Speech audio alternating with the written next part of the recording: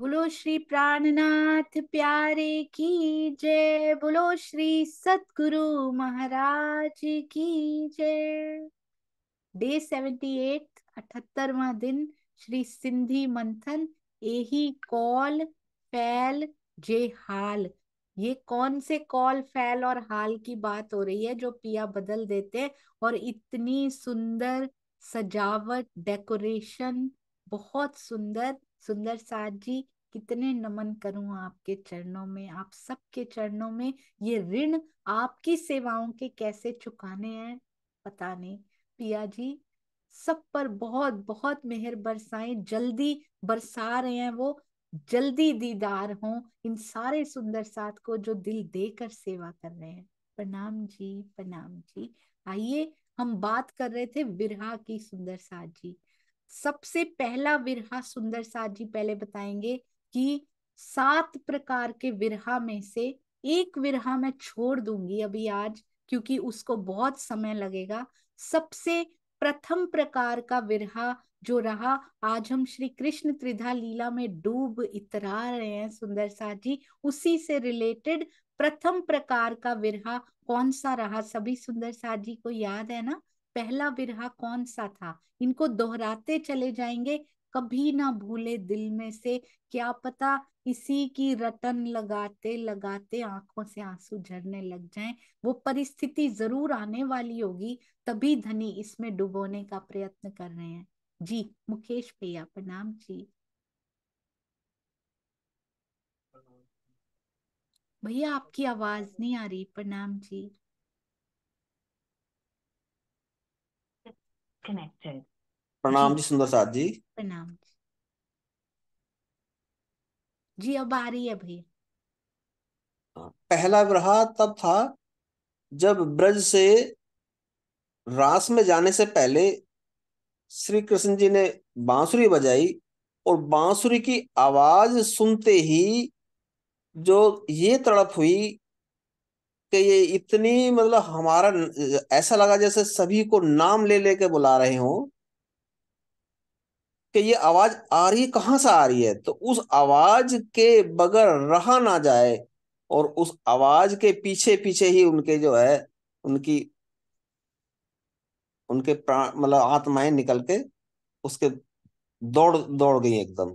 तो वो पहला बिल्कुल विरह बताया जाता। जी, बहुत सुंदर। उन्होंने तन ही छोड़ दिए, हमने तन छोड़ दिए सुंदर सा जी। उन्होंने क्या, हमने तन छोड़ दिए उस समय। उस ऐसा विरहा हम, हमारी आत्माओं ने उसको फील किया है उस टाइम पे। उस जीव ने फील किया होगा और कैसे छोड़ के चले गए होंगे। ये रहा प्रथम प्रकार का विरहा। अभी सुंदर साथ जी बताएंगे दूसरे प्रकार का विरहा कौन सा होता है और कौन से ग्रंथ में उनका वर्णन किया गया है। दूसरे प्रकार का विरहा प्रवीण भाई जी प्रणाम जी। प्रणाम जी दीदी। दूसरे प्रकार का विरह भी रास में ही था। जब वो महाराष्ट्र के अंदर अंतर ध्यान हो जाते हैं तो उस टाइम आवेश और जोश श्यामा जी के अंदर चला जाता है और सभी सखियां मूर्छित हो जाती है और एक दूसरे को इतना विरह करती है कि धनी कहाँ चले गए, कहाँ चले गए। तो वो ये दूसरा विरह, वो जो आधी जागृति, आधी नींद और आधी जागृति वाला था। वो पहला विरह था वो पूरी नींद वाला था, व्रज वाला था वो।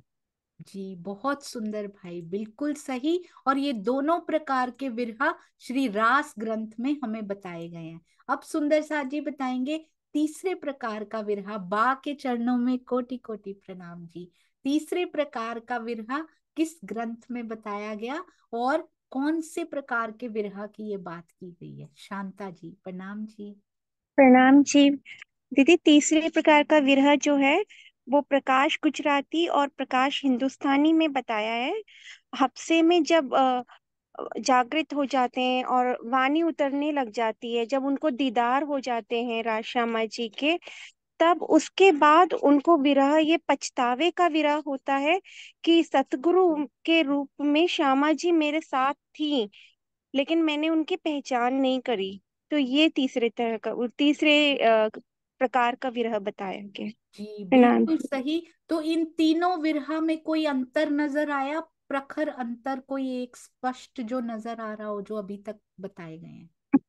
हाँ जी दीदी, पहला विरह जो था वो पूरी नींद का था, दूसरा जो था वो अर्ध जागृत अवस्था का था, और जो ये तीसरा हफ्से में हुआ है तब पूर्ण जागृति वाला विरह था। जी बहुत सुंदर, अति सुंदर, प्रणाम जी। और पहला विरहा ब्रज, फिर रास, और फिर जागनी ब्रह्मांड का रहा तीसरा। आगे वाले सारे विरहा तकरीबन जागनी ब्रह्मांड के ही आएंगे। आइए सुंदर साथ जी, अब चौथे प्रकार का विरहा हमने कौन सा किया था? चौथे प्रकार का विरहा हमने कहाँ किया? तीसरा प्रकाश हिंदुस्तानी और प्रकाश गुजराती दोनों में सेम रहा। तो 7 किताबें जरूर हैं, पर किसी में 2 और कोई 2 किताबों में सेम। जी अब है चौथे प्रकार का विरहा कौन सा था सुंदर साथ जी? जी मंजुला बेन, प्रणाम जी। प्रणाम जी। प्रणाम जी महाराज जी। देवचंद्र जी की जुदाई 1708 में थी। 1712 में 4 वर्ष की जुदाई। जी बहुत सुंदर, अति सुंदर। इसको, इसी विरहा को प्रफुल्ला बेन और एक्सप्लेन करके बताएंगे। बिल्कुल सही आपने बताया दीदी। प्रफुल्ला बेन प्रणाम जी। प्रणाम जी। जो ये चौथा बिरहा है ना, वो उस अवस्था तक पहुंच गया था कि जब पहचान सामने थे, फिर भी उसकी पहचान तो नहीं थी कि ये मेरे धनी है, केवल उसको सदगुरु के रूप में ही देखते थे। तो वो बिरहा जब वो हबसा में गए, तो वहां तो उसको पहचान हो गई थी, लेकिन 9 साल का विरह था ना, उसमें उसको तन की पहचान थी सदगुरु है, लेकिन धनी की पहचान नहीं थी उसको। तो वो धनी प्रणाम नहीं स्वीकार करते थे, तो वो इतना ही है समझते थे कि मुझ में क्या गलती है, तो मेरे सदगुरु मुझसे प्रणाम नहीं कर रहे हैं। तो उसी विरह में वो इतने तड़पते रहे, इतने तड़पते रहे कि उसकी अवस्था अब कुछ देखती ही नहीं थी कि मैं सदगुरु के पास जाऊं या ना जाऊं, क्योंकि पहचान तो पूर्ण तब थी ही नहीं ने, क्योंकि वो पूर्ण पहचान तो उसको हबसे में मिली। और उस पूर्ण पहचान के बाद उसको पता चलता है कि जो सदगुरु का तन था ने, वो मेरे धनी, क्योंकि हबसे में उसको देवचंद्र जी के अंदर श्यामा जी दिखी, और श्यामा जी में उसको धनी दिखे, तो तब उसको पूर्ण पहचान हुई। तब उसको आज कीर्तन भी गाया ना कि मेरे धनी धाम के दुल्हा, मैं कर ना सकी पहचान। तो वो तब उसको पता चलता है कि मेरे धनी सदगुरु के रूप में लीला कर रहे थे, और वो मुझे वो इतनी सारी परम धाम की चर्चा, ये ब्रज की चर्चा, रास की चर्चा सुना रहे थे, तो मुझे उसकी चोट क्यों तब नहीं लगी। और अब हबसे के अंदर तो उसकी वो अवस्था हो गई कि वो विरह की चरम सीमा पर पहुंच गई थी। ये चौथा बिरहा है। प्रणाम जी। प्रणाम जी, प्रणाम जी, बिल्कुल सही। श्री प्रकाश हिंदुस्तानी, श्री प्रकाश गुजराती। और ये अभी जो विरहा बताया, कौन सी टाइम का बताया सुंदर साथ जी? आपने देखा, पहले ब्रज, फिर रास, फिर जागनी में पहले आगे चले गए, हबसा में कारागार में चले गए जब पूर्ण जागृति हो चुकी है। फिर पीछे आ गए हैं चौथे प्रकार के विरहा में, पीछे आ गए हैं 1708 में, पहले 1715 में पहुंच गए तीसरे प्रकार के विरहा में। अब फिर 1708 और 12 के बीच में जो स्थिति होती है, जो कि श्री खटरुती में बताई गई है। अभी पूर्ण जागृति नहीं हो पाई है इसमें। और अब आगे जो विरहा आने वाला है ना सुंदर साथ जी, पांचवें प्रकार का विरहा। पांचवें प्रकार का विरहा, बिल्कुल सही आपने बताया, चौथा तब हुआ जब प्रणाम स्वीकार नहीं हुआ। जुदाईगी तो 9 साल की रही, पर विरहा केवल 4 साल का रहा। पहले तो वियोग रहा, पता था जाऊंगा सतगुरु से मिल लूंगा, सेवा में मस्त रहे, उसके पहले जो कार्य मुझे सौंपा है उसको पूरा कर लूं।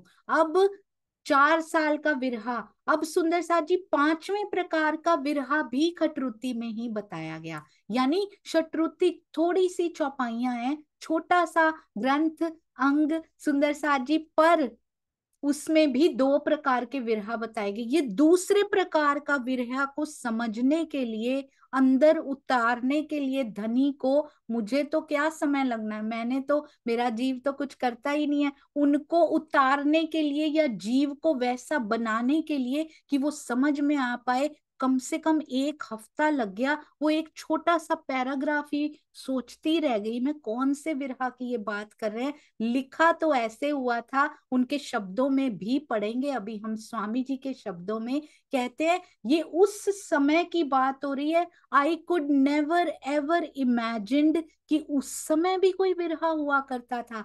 धनी श्री देवचंद्र जी ने तन छोड़ा है, अभी अभी धनी श्री देवचंद्र जी ने तन छोड़ा है। कौन सा विक्रम संवत था सुंदर साथ जी जब धनी श्री देवचंद्र जी ने तन छोड़ा? कौन सा विक्रम संवत था? सारे सुंदर साथ जी को अब पता है कि कौन से विक्रम संवत की बात हो रही है। जी अनु दीदी प्रणाम जी। प्रणाम जी। 1712।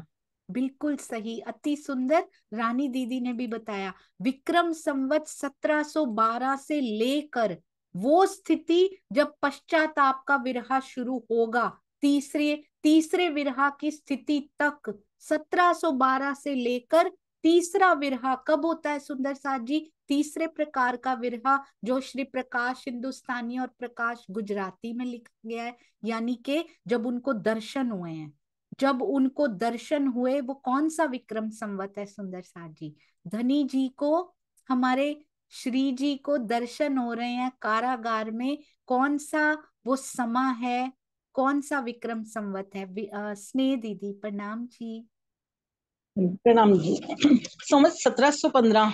जी बिल्कुल सही, अति सुंदर। यानी कि 1712 से लेकर दर्शन होने तक कौन सा विरह, और स्पेशली 15 तक भी नहीं, 15 में भी 6 महीने में उन्होंने वो विरह किया है कि मेरे सामने क्यों नहीं आते। तो उस विरह को अलग कैटेगरी में रखा गया जब वो कारागार में चले जा चुके हैं। अभी कारागार नहीं गए, उसके पहले तक सतगुरु धनी श्री देवचंद्र जी ने तन छोड़ दिया और कारागार में जाने तक अभी अंदर नहीं गए हैं, बाहर ही हैं अभी। तो 1714 लेंगे, 1712 से 1714 तक क्या विरह करते हैं वो। धनी श्री देवचंद्र जी जा चुके हैं तन छोड़ के, हालांकि श्यामा जी तो उनके अंदर ही विराज चुकी हैं।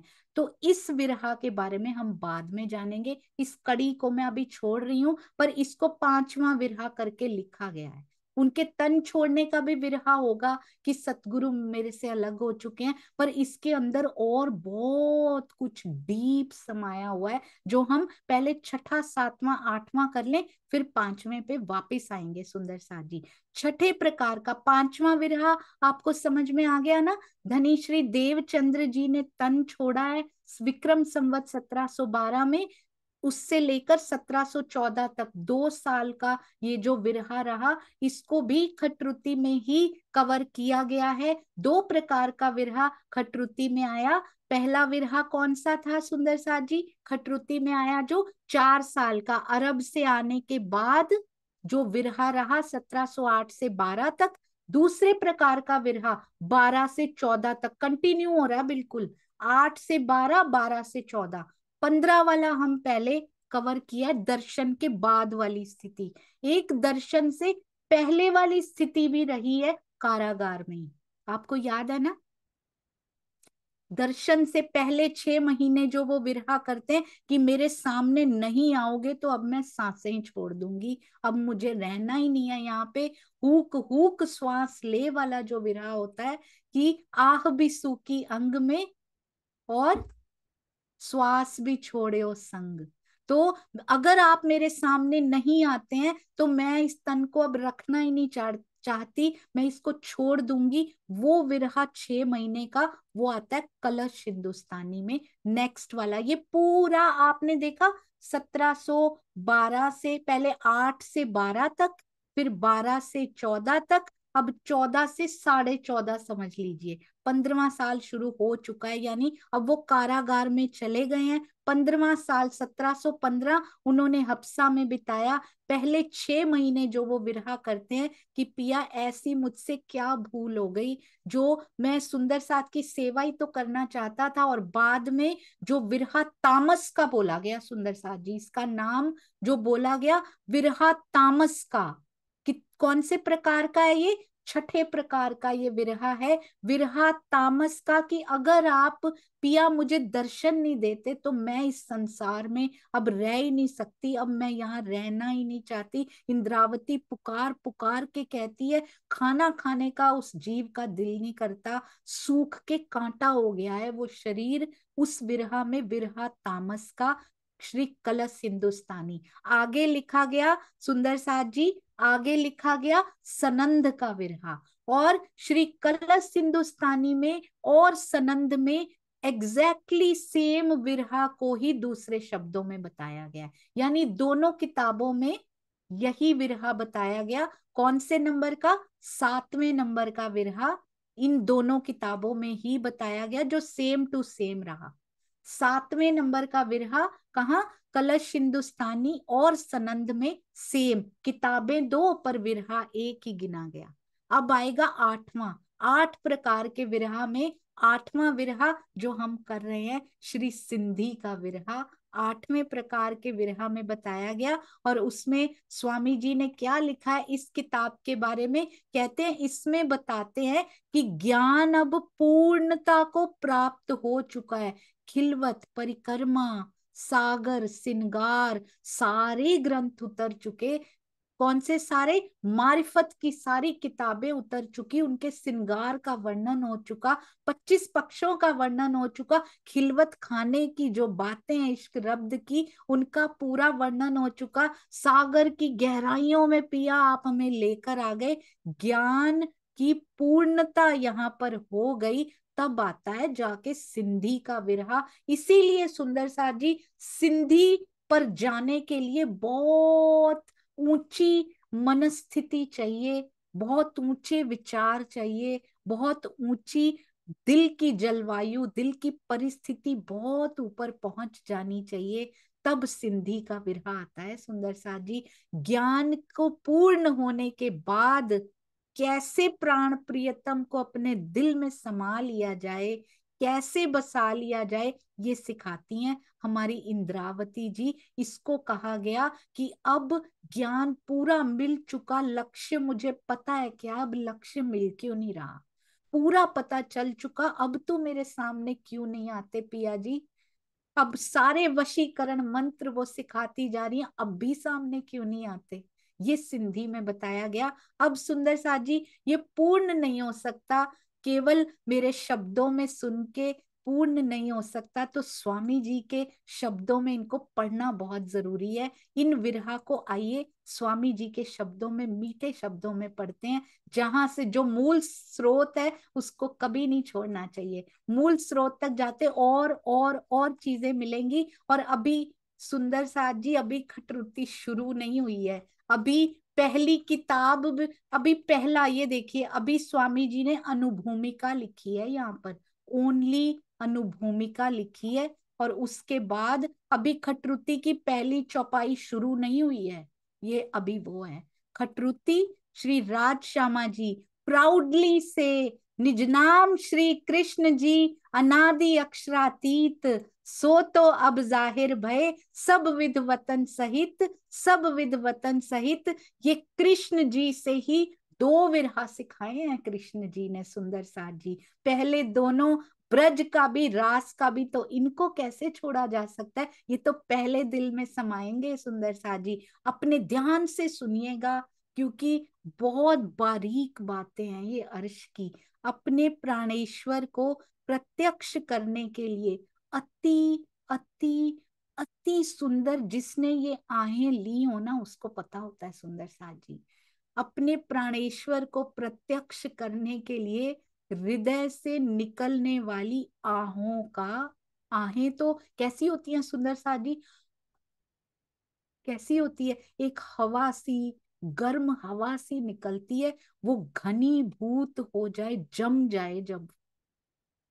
समझ सकते हैं सुंदर सा जी? इतनी आहें निकले अंदर से, इतनी आहों की बदलियां निकले कि मिलकर जम जाएं, वो घनीभूत रूप विरह है उसका। ये होता है विरहा की डेफिनेशन। क्या होती है? अनगिनत आहें जब दिल से निकलती हैं, प्रत्यक्ष सामने क्यों नहीं आते पिया? वो जब घनीभूत मारिफत स्वरूप घनीभूत होता है और द्रवीभूत हकीकत होता है सुंदर साथ जी।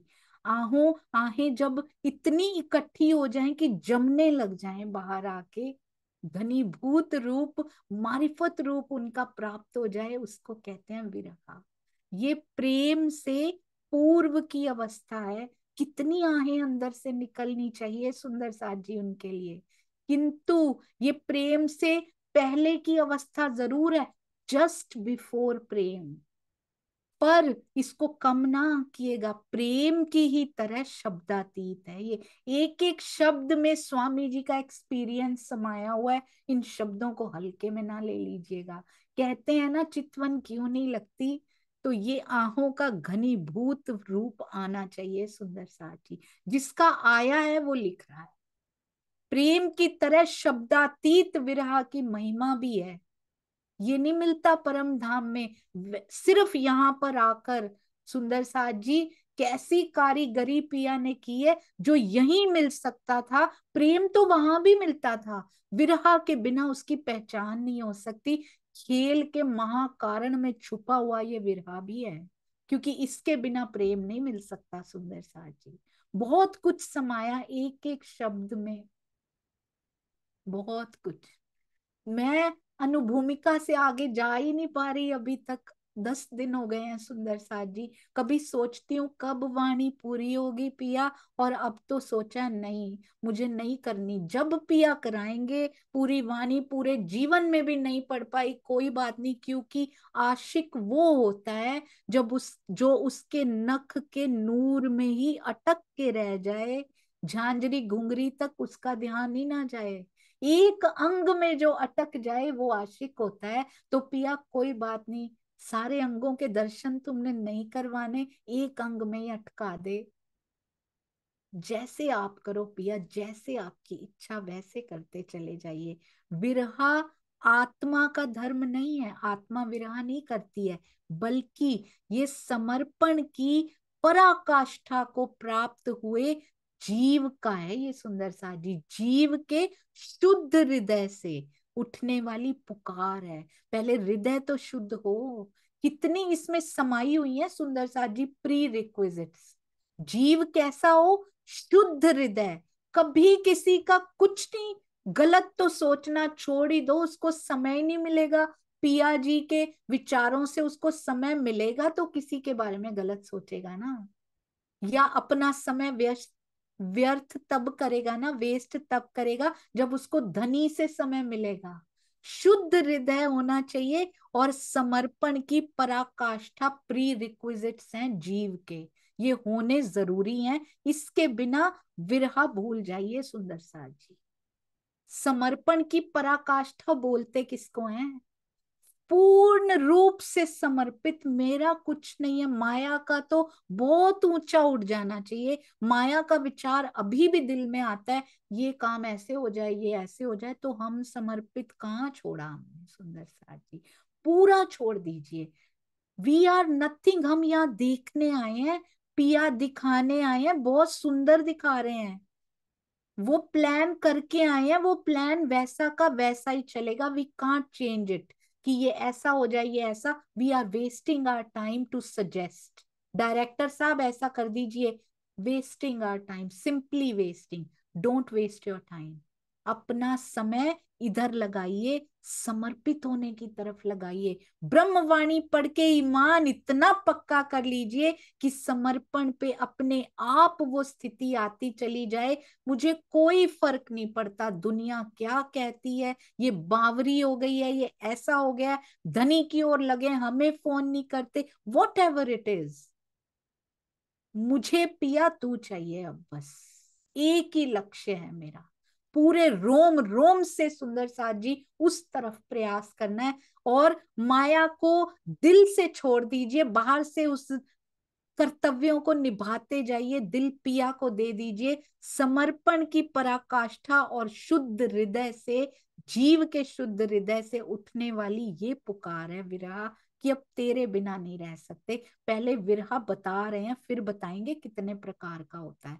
जो अपने सर्वस्व को पाकर उसके प्रेम भरे सागर में गोता लगाने के लिए ये पुकार होती है कि आप मिलो पिया जी, अब नहीं रह सकते आपके बिना, और आपके प्रेम में ही डूबते इतराते रहें पूरा दिन, आठों पहर 64 घड़ी। अब कोई सुध नहीं है हमें ना, अब बस आपके प्रेम में डूबना है। जब शुद्ध ज्ञान के द्वारा, ज्ञान कितना जरूरी है उसको छोड़ा नहीं जा सकता सुंदर साथ जी। अगर हम अभी भी कहते हैं तो समझिए खुद को ही लेट करते जा रहे, क्योंकि लेना तो पड़ेगा। देने वो आए हैं, और इसमें आनंद कितना हमें पता नहीं है, उनके हैं तो ले ही जाएंगे। ये आलस्य है, हमारे पास समय नहीं है, निकलता है समय, निकाला जाए, हर चीज के लिए निकलता है। क्या पिया के लिए समय नहीं निकलता? कितने भी बिजी आप हैं, आज अगर हम बीमार पड़ जाएं, आज कुछ ऐसा हो जाए, कैसे समय निकलता है सुंदर साथ जी। तो जबरदस्ती समय निकलवाने पे मजबूर मत कीजिए पिया को, सुख में निकाल लीजिए सुंदर साथ जी, क्योंकि उनको देने अपने लाड। और 99% वो लाड हम दुख के बाद महसूस कर पाते हैं। बस ये रीजन होता है, सोल रीजन।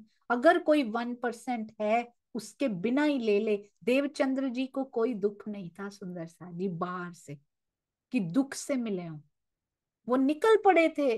वो 1% में रहे हैं, वो निकल पड़े अपने घर से कि नहीं, मुझे खोजना है अपने सर्वेश्वर को, अपने प्राणेश्वर को। शुद्ध ज्ञान के द्वारा, बिना अहंकार के जो ज्ञान होता है सुंदर साथ जी, अपना कुछ हो तो अहंकार हो, और बूंद के भी करोड़वें हिस्से पे क्या इतराना, क्यों उस पे कूदना कि बहुत ज्ञान है हमें, आओ बहुत ज्ञान है, हमसे ज्यादा किसको है।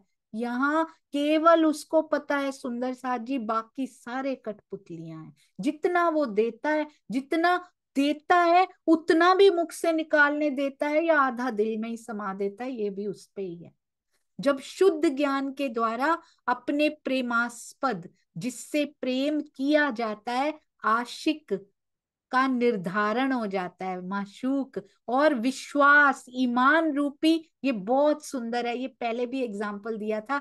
ईमान रूपी वृक्ष की श्रद्धा रूपी डालियों में लगने वाले समर्पण का फल पक जाता है, परिपक्व हो जाता है, तो रस निकलता है उसमें से। उससे विरहा की वो मधुर रस धारा प्रवाहित होने लगती है, जिसका रसास्वादन कर लेने वाला प्रेम के पवित्र आंगन में विहार करने का अधिकार प्राप्त किए।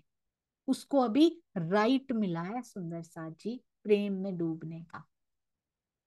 विरहा के फूलों से उठने वाली सुगंध इतनी मादक होती है कि साधारण प्राणी तो क्या, ये फल का बताया, अभी फूल नहीं बताया था, आपने देखा सुंदर साथ जी। ऐसे ही नहीं पड़ जानी है ये कि फूल लिख दिया फल, ना ना ना, ये फल में अभी बताया परिपक्व होता है तो रस बहता है। फूल भी तो लगते हैं पेड़ों पे साथ में, फूल में से तो फल निकलते हैं कई बार। ये फूलों में से उठने वाली सुगंध इतनी मादक होती है कि साधारण प्राणी तो क्या, बड़े बड़े योगी राज भी इसकी थोड़ी सी सुगंधी से बेसुध हो जाते हैं। ये कल पढ़ेंगे सुंदर साथ जी पूरा। जब तक ये नहीं हो जाता तब तक सिंधी हमारी पूरी नहीं हो सकती है। 8वें प्रकार का विरहा मैं जरूर यहाँ से आपको बताना चाहूंगी जी, आप घर में भी पढ़ सकते हैं, पर एक विरहा छुपा हुआ है इसमें, वो करेंगे। ये सिंधी का विरहा आपके साथ अभी एक लाइन पढ़ूंगी, इसको अच्छे से करेंगे।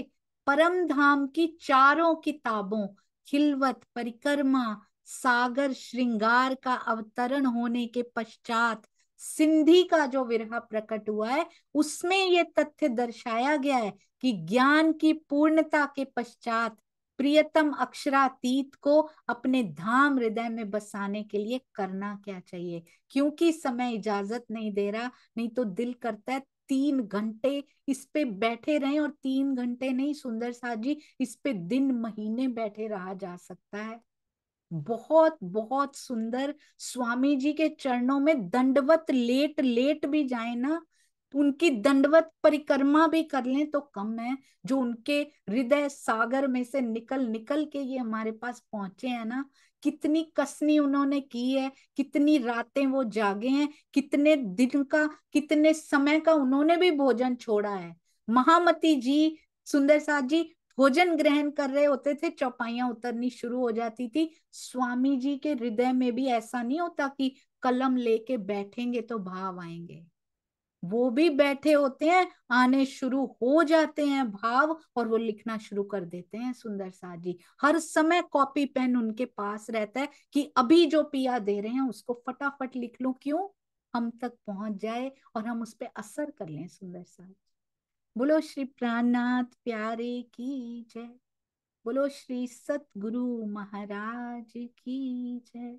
प्रणाम जी सुंदर साथ जी, प्रणाम जी। मूक माफी ही मांगूंगी, अब मैं बोलूंगी नहीं। प्रणाम जी, ताकि मेरे सुंदर साथ को तकलीफ ना हो और मेरे जीव का भी काम हो जाए।